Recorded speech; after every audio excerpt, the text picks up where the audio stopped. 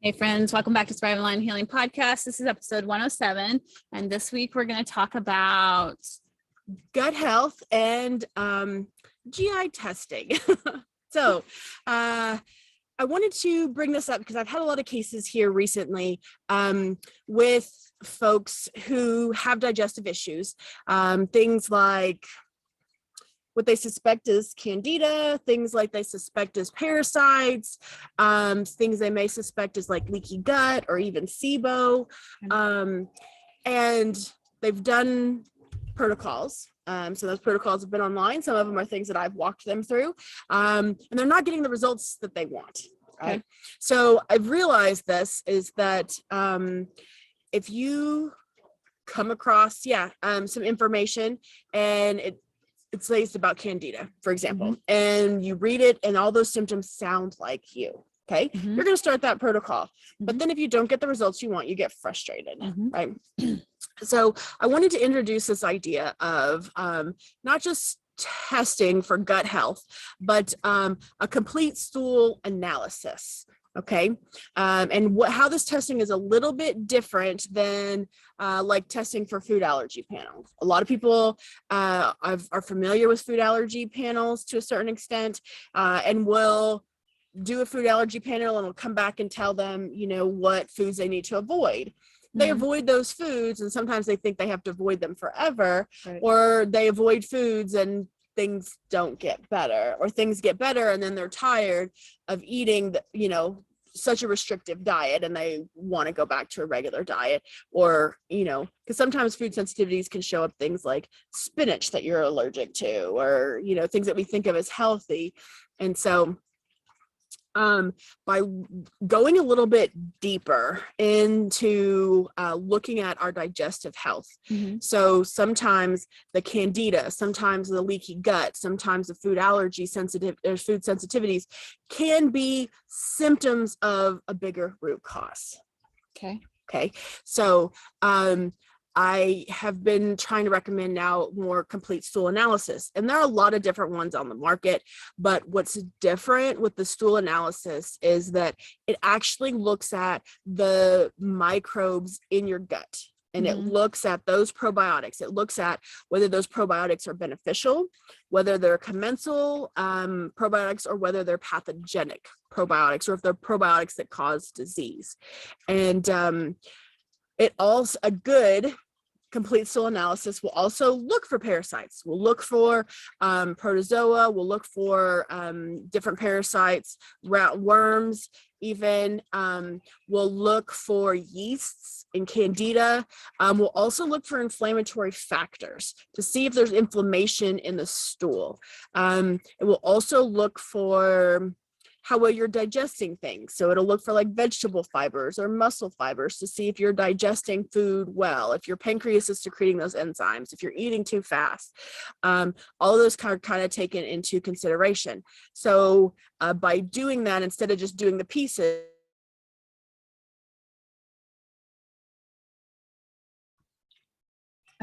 instead of doing the pieces like a food sensitivity panel, or just doing the candida panel, or that's and just starting to like look at the edge of your digestive issues and not going in deeper, looking at the root cause, can prolong our success, right? Or people can get really frustrated because they're not seeing the improvement. They may see some improvement maybe in like the regularity of the bowels, but they may still be experiencing symptoms with like bloating and indigestion.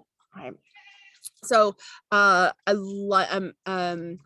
like to teach people the difference and explain sort of this complete stool analysis, because so I had one come back last week, and she has done the candida protocol. She's done food sensitivities, and we've done heavy metal toxicities. And so we're kind of chipping away at trying to find out her root cause. And when her panel came back, it didn't have, she thought she had parasites because she had read on a website, and that showed the symptom profile. She's like, I think I have parasites. I was like, let's see before we just jump into a parasite protocol. She didn't have parasites, but she actually didn't have any pathogenic bacteria. So when she first got the results, everything was green as if there was nothing detected. And she got really discouraged and disheartened. So she brought me the labs and she said, hey, I had these labs run, but it doesn't show anything. And I was like, well, let me look at it. And what it did show is all these commensal bacteria, which are bacteria that aren't really hurting us, but not really harming us, but not helping us, was significant enough that I believe that was creating a lot of her symptoms. Okay. So,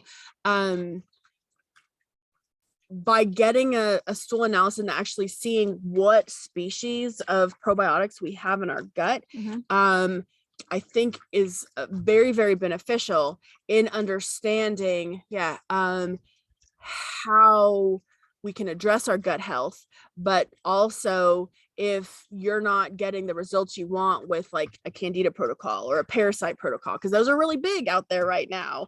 A lot of people are talking about parasites and are just blindly doing parasite protocols. Not to say we don't have parasites, but let's identify what we're trying to address.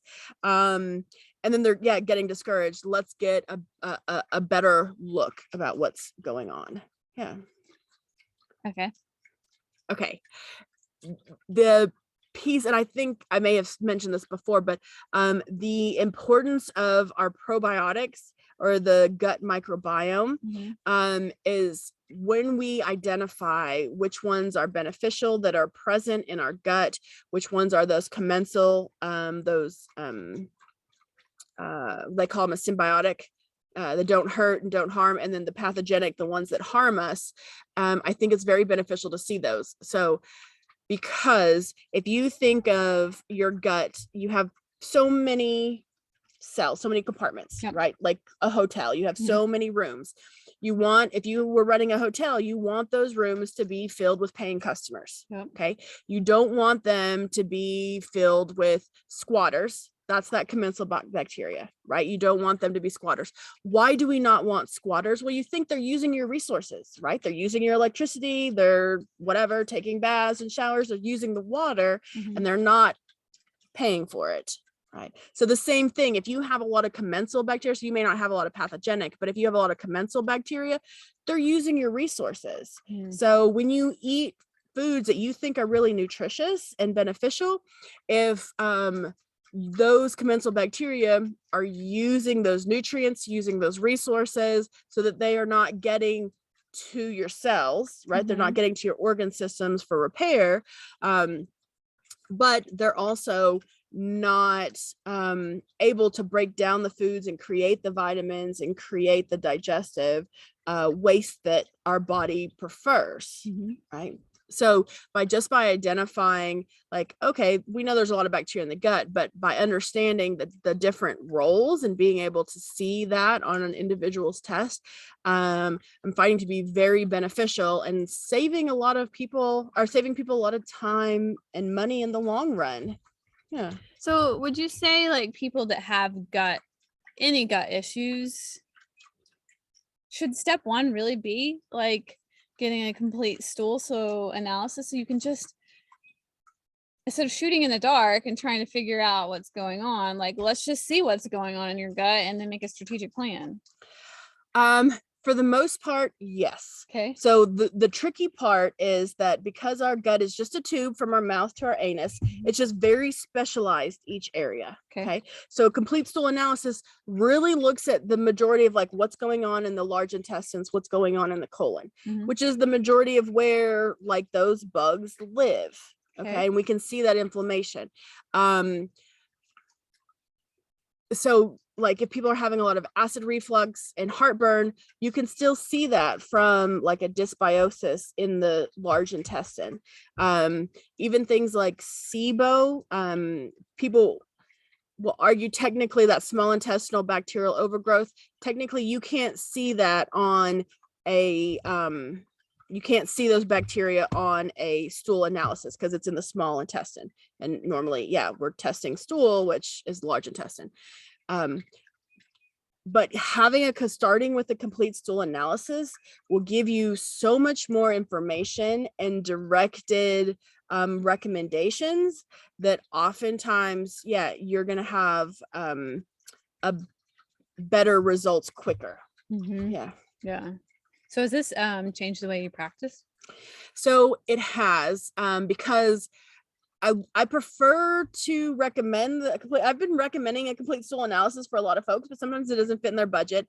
And sometimes when people read things online, they are like, they know that they have candida. They know that they have a parasite. Yeah. And so oftentimes I'm like, you know what? I think that there's a lot to intuition and listening to our body and like knowing things. So sometimes I trust that. I'm like, okay, if you believe that this is your problem, we can definitely start there. Okay. And then usually if things don't change in the direction we want to, then I try to integrate the complete stool analysis. But we can save a little bit of time, a little bit of heartache if we started there. But a lot of people aren't teaching that. They're teaching like, oh, okay, you know, if you haven't been able to address your health issues with anything else, look at parasites, right? And then these are the symptoms. And a lot of people are like, oh, I identify with that. Yeah. And so how much is a stool analysis? So usually it's in the $400 range. Yeah. I mean, that's not awful. I mean, it's not cheap, but it's not awful. Like if it's going to save me 5 years of like shooting in the dark, trying to figure it out, like, yeah. Well, when people have suffered with digestion issues, like 10, 20, 30 years, like they've had digestion issues since high school. They've had digestion issues, you know, for so long. It's like, oh yeah. We could get closer to your root cause and to your answers if you prioritized this testing, and this understanding these results. Yes. When people look at it like that, it's a little bit easier to start that direction. But I have because usually I get folks who are like, I've tried everything, right? And it's like, okay, well, what have you tried? Because there's a lot of information out there on the internet, but there's also, it hasn't been individualized to you. So can they just need to go to their functional medicine, naturopathic medicine doctor to start the conversation about doing, like, how does one get a complete stool analysis? So you'll want to find a naturopathic doctor, find a functional medicine doctor, and you have to request that complete stool analysis. There are some complete stool analyses that are covered by insurances if your doctor can go through that. I'll be honest with you, a lot of gastrointestinal docs who are specialists, GI docs, they will do, so conventional medicine does have a stool analysis, but it only looks for 2 parasites and like the big bacterial infections. So things we've heard of like E. coli, salmonella, right? Like listeria, giardia. And if you have anything else besides that, it won't come up on their testing. That's all they have. So usually that's what gastroenterologists will run, or even a primary care doc that does a stool analysis.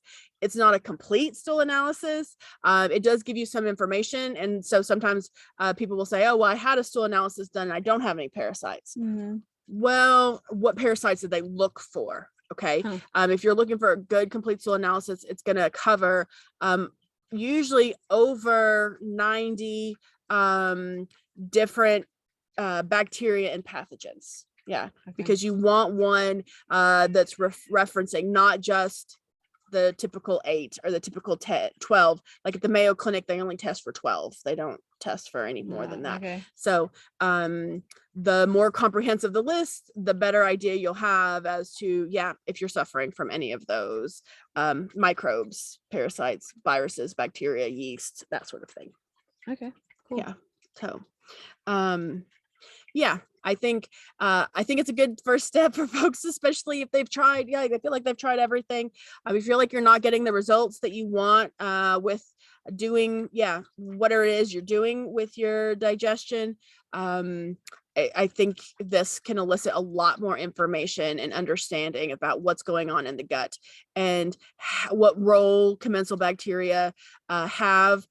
You also want one that looks not just at your beneficial bacteria, but will give you quantitative results, right? So at least you have an idea if you have +1 or +4 of a certain population, right? Okay. And you also want to see that why we're trying to find one that tests for so many different factors is because there are thousands of probiotics, right? Not Yeah. all of them are beneficial, but we do know the more diverse your gut, your microbiome is, the better our health is, right? So they've done research over and over again with centenarians, people who are over 100 years old. Okay. And they do the stool analysis looking at their probiotics. And they found the more diverse, the more different types of species they have,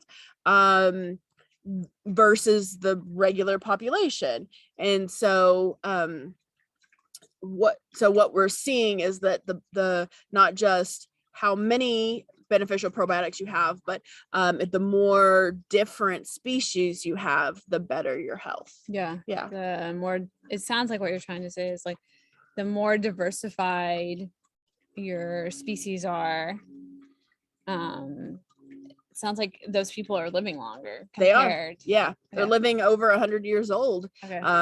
They're the folks that you see who are in their 80s and 90s who are doing triathlons and who are running marathons. You see their microbiome is significantly different than people who are maybe in their 80s and 90s who are in long-term care facilities, or who have dementia or Alzheimer's, or who've had a couple of heart attacks and like bypass surgery. Yeah. So even just within certain age, I lost the word, Like cohorts, okay, ranges, just comparing those who are healthier and more active, just their probiotics, just doing stool analysis, time and time again, they're finding, the more diversity, the better off they are, the healthier they are.